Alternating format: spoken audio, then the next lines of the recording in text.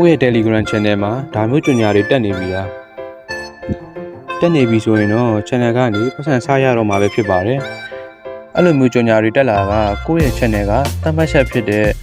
Subscriber 1K ပြည့်သွားတဲ့အတွက်ကြောင့်မို့လို့ Monetization ပွင့်သွားလို့ပဲဖြစ်ပါတယ်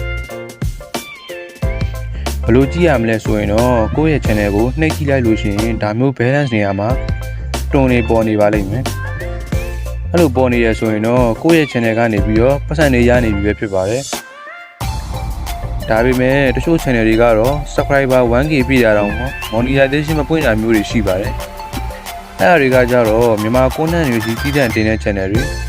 movie channel တွေ 80+ channel တွေမှာအဖြစ်များတတ်ပါတယ်ခုနပြထားတဲ့အတိုင်းကိုယ်ဝဲလက်ထဲကိုတွန်နေရောက်လာပြီဆိုရင်တော့ fragment ကနေတဆင့်တွန်ကီပါတဲ့ကို claim ပြီးရင်Binance တို့ exchange တွေကနေပြီးတော့ KB နဲ့ပြန်လဲရမှာပဲဖြစ်ပါတယ်ကျွန်တော် channel လေးမှာပတ်စံရှာနည်းတွေဒီပညာနဲ့ပတ်သက်တာတွေတင်ပေးမှာဖြစ်တဲ့အတွက် channel လေးကို subscribe လုပ်ပြီးတော့ video အသစ်တွေတင်တိုင်းသိရအောင်လို့ notification bell လေးကို on ပေးခဲ့ပါ